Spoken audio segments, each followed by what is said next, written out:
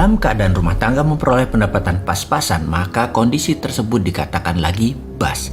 Dalam keadaan bust, hal terberat adalah bagaimana kita berinvestasi agar ada uang tambahan. Mengapa ada ekonomi bust? Karena di masa boom atau di musim semi, mereka tidak berinvestasi dengan tepat. Investasi cocok di masa kita memiliki disposable income yang cukup, ada uang sisa berlebih, karena itu ekonominya pasti lagi boom. Dan pada saat lagi boom itu adalah masa yang paling tepat berinvestasi. Apa yang akan kita diskusikan kali ini? Yaitu bagaimana membuat uang di masa ekonomi ketat atau kontraksi seperti saat ini. Kita semua tahu bahwa penanganan COVID oleh pemerintah saat ini terbukti membuat ekonomi berkontraksi negatif. Tahun lalu, tahun 2020 pertumbuhan minus 2%, terendah dalam era 5 presiden setelah krisis 98, dan di tahun 2021 kali ini pun diprediksi naik tipis plus 2%-an, jauh di bawah cita-cita mulia 7% per tahun yang dicanangkan di masa kampanye. Tapi heran ya, kok nggak ada yang menganggap bahwa pemerintah sekarang adalah salah kelola ekonominya. Yang ada banyak rakyat menerima kegeblekan kelola ekonomi karena alasan COVID. Padahal negara Vietnam misalnya masih plus jauh. Wis, kita balik urusan rumah tangga saja sekarang. Saat ini pandemi COVID berkepanjangan. Membuat ekonomi menjadi positif adalah tantangan yang menarik.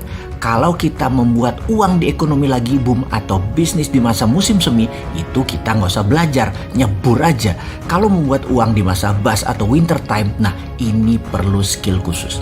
Nomor 1, jangan pernah salahkan ekonomi kita karena masalah global. Masalah luar negeri jangan dicampur dulu. Hanya menteri dan pejabat yang cemen, yang tidak bisa antisipasi masalah, lalu terjadi seperti saat ini ekonominya, ekonomi Indonesia minus karena imbas global. Mereka cemen. Sekali lagi, buzzer pembela pejabat yang sudah terbukti negatif ekonominya, atau guru ekonomi yang tidak memberikan kontribusi apa-apa pada negara, atau pejabat negara kalau ngomong minusnya ekonomi Indonesia karena efek global, kita beri julukan mereka adalah orang cemen. Sudah, segampang itu kita kasih nama mereka. Kita rakyat jelantah, para sahabat semua dapat dipastikan bukan orang cemen. Kita beda, kita tetap buat uang di masa seperti ini. Walaupun bukan summer, walaupun winter, lagi bust ekonominya, tetap kita bisa buat uang. Caranya, kita awali dengan memahami ada 4 hal yang harus kita kenal dalam bidang ekonomi mikro termasuk kebutuhan sehari-hari. Keempat hal ini adalah 1. Gaya hidup, 2. Keluarga, 3. Bisnis, dan 4. Investasi. Dalam kompartemenisasi mengelola ekonomi rumah tangga, masalahnya ada di 4 hal tadi. Bagaimana Anda meletakkan keempat slot tadi, itu menentukan tinggi rendahnya financial quotient Anda, atau istilah saya biasanya menyebut prosperity conscious atau kesadaran kemakmuran. Kita ambil contoh, kita mau beli smartphone, harga range dari 1 juta hingga 15 juta mungkin. Fungsinya sama, manfaatnya sama, harga berbeda, gengsi berbeda. Mana yang Anda pilih? Anda pilih iPhone, Anda masuk gaya hidup. Anda pilih Samsung atau Anda pilih Oppo, kolomnya geser ke bisnis. Mengapa? Karena Samsung atau Oppo harga bekasnya stabil, alias harga dan fungsi uang Anda manfaat tadi dalam kolom bisnis adalah stabil dan bagus. Ada apa di tahun 2024? Energi tenaga nuklir tanpa radiasi. Jutaan UKM mulai dilirik dunia dengan digitalisasi. Wisata jadi primadona dan bangun wisata virtual 3D berbasis metaversion. Kegilaan apa lagi yang akan hadir di tahun 2024 oleh 4 orang hebat ini? Sekolahkan anak misalnya, ini bisa masuk kolom gaya hidup kalau Anda sekolahkan ke Global Bintaro. Bisa masuk kolom keluarga kalau Anda di SD negeri. Bisa masuk kolom investasi kalau sekolah di Cikal atau Mentari karena anak gubernur dan menteri sekolah di sana. Bayangkan, sekolahin anak saja itu bisa masuk kolom yang berbeda. Jadi jangan heran kalau anak bungsu saya sekelas dengan anak gubernur dan kakaknya sekelas dengan anak 2 menteri. Dari awal memang boki saya ini, memang sontoloyo. Sekolahin anak aja saya pilih ada anak pejabat dan pengusaha di sekolah tersebut. Secara perhitungan uang ya pasti lebih biayanya mahal sedikit dibanding sekolah negeri.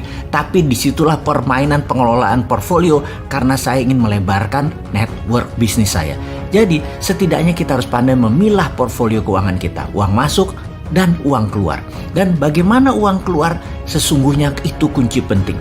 Uang keluar yang membuat uang masuklah itu yang benar. Kembali ke kita, yang salah adalah uang keluar tidak balik lagi, terutama karena terlalu invest di gaya hidup.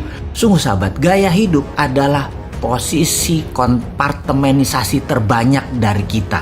Kita melakukannya hampir setiap hari. Kita lebih memilih gaya hidup ketimbang 3 tempat yang lain, yaitu bisnis, investasi, atau keluarga.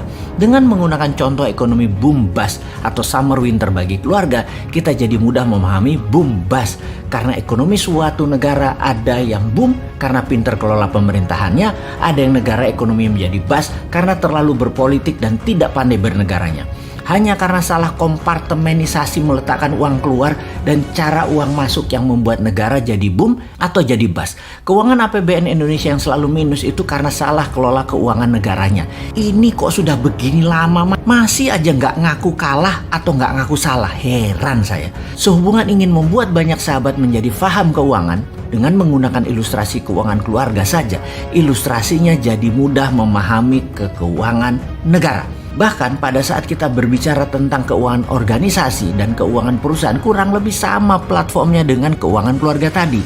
Sekali lagi, demikian juga dengan APBN. Cara kerjanya sama, memahaminya sama. Untuk sederhananya, kita pisahkan jadi 2. AP, anggaran pendapatan atau uang masuk, dan BN, belanja negara atau uang keluar. Yang membuat pusing pemerintahan sekarang karena masih gagap menjadikan jarak melebar terus antara AP dan BN, yang terbukti adalah short atau kekurangan angkanya atau selisihnya adalah 400 triliun. Gimana ya? Anda bayangkan, pendapatannya sama belanjanya, lebih banyak belanjanya. Sampai 400 triliun lebih banyak dari pendapatannya. Ini goblok sebenarnya. Dan yang sebel adalah cara mengcover gap tersebut yang sudah tahunan selalu cemen, yaitu memilih utangan. Gimana sih kalian ini, mau ditolong gak sih? Kita bekerja untuk mendapatkan uang. Kita semua tahu, di dalam mendapatkan uang untuk memenuhi biaya hidup saat ini di Indonesia, 85% manusianya adalah dengan bekerja. Hanya 15% mereka mendapatkan uangnya dengan berusaha menjadi pengusaha atau berwirausaha. Dan sampai waktu yang panjang ke depan, bahkan selamanya, memang 85%-an manusia di dunia akan mendapatkan uang dengan cara bekerja. Bekerja adalah memberi waktu, tenaga, dan ilmu Anda untuk sebuah organisasi atau perusahaan yang digantikan dengan fasilitas dan uang untuk Anda. Mau besar uang gaji Anda dari bekerja? Ada caranya. Kalau Anda menukar waktu Anda dengan tenaga Anda, itulah UMR gaji Anda, standar UMR. Kalau Anda menukar waktu Anda, tenaga Anda, lalu ilmu Anda, maka gaji Anda lebih dari UMR. Jika Anda menukar waktu Anda, tenaga Anda, ilmu Anda, dan network Anda untuk hal yang produktif, gaji Anda bisa 2-3 kali lipat dari UMR. Sekali lagi, kita tambahkan, jika Anda menukar waktu Anda, tenaga Anda, ilmu Anda, network Anda, ditambah leadership Anda mungkin bukan 3 atau 5 kali pendapatan UMR. Anda bisa mendapatkan 10% dari keuntungan bersih perusahaan di akhir tahun, serta bonus lainnya. Jadi, kalau Anda mau mendapatkan income yang besar dari bekerja sebagai pegawai, waktu Anda tukar bukan hanya 8 jam, kalau perlu 16 jam. Tenaga Anda juga demikian. Ilmu Anda bagikan kepada tim Anda. Network Anda juga digunakan maksimum. Kemudian leadership Anda memimpin hingga perusahaan profit naik ratusan persen, maka Anda pasti sukses bergaji besar. Singkatnya, Anda bekerja keras untuk mendapatkan uang. Ingat, suatu hari Anda pensiun, tabunglah sedikit dan pastikan uang tadi ditabung memiliki tempat di mana uang bekerja keras untuk menghasilkan uang. Where's money? Makes money. Maka menabung emas adalah salah satu yang terbaik. Kita ingatkan sejarah fluktuasi harga emas dunia.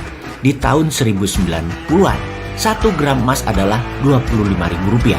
Di tahun 2000, 1 gram emas adalah Rp370.000. Dan di tahun 2010, 1 gram emas adalah Rp450.000. Di tahun 2020, 1 gram emas adalah Rp1 juta. Tahun 2030, diperkirakan hingga Rp2 juta atau naik 100%.